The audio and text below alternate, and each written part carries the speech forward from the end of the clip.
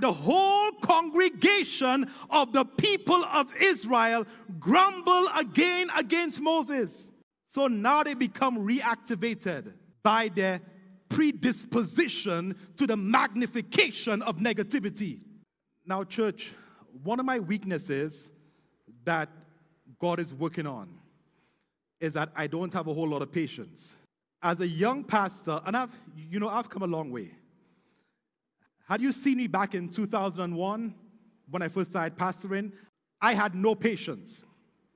I would go to church. I would tell the brethren, Wednesday night prayer meeting starts at 7 o'clock. That's when it's starting. I'd go to church. Guess how many folks are there at 7 o'clock? 0. You know what I would do? I would go up on the platform, start singing song service, start preaching, pray, and go home.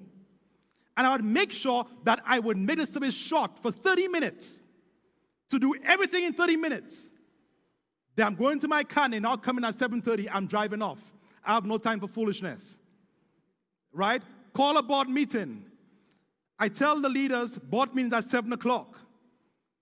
I know they're going to come 7:15. I go to the church, pray, have devotions, leave the church at 7:15. They drive them to the church. No patience. So if I was there in Exodus 16, listen, I don't need those jokers. I'd have left them there and go to Ken myself. How foolish can you be?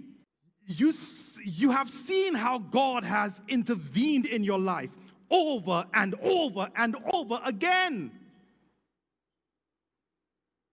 And yet still, for every little thing, you allow Satan to possess you with his narrative of the situation, and you worship Satan through grumbling.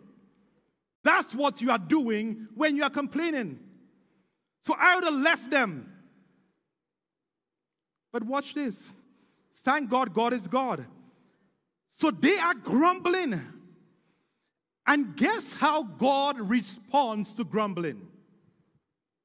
Guess how God responds to us when we worship Satan through complaining? This will blow your mind. Verse 4 says, Then the Lord said to Moses, Behold, I'm about to rain bread from heaven. God, what about rain down fire? Behold, I'm about to rain down bread from heaven for you. And the people shall go out and gather a day's portion every day, that I may test them whether they'll walk in my law or not. Look at verse 7. And in the morning you shall see what? The glory of the Lord. Why? Because he has heard your grumbling against the Lord. How does God respond to our grumbling? Talk to me, somebody. With glory. God's response to humanity's grumbling is with divine glory. What an amazing God we serve. What a mighty God we serve.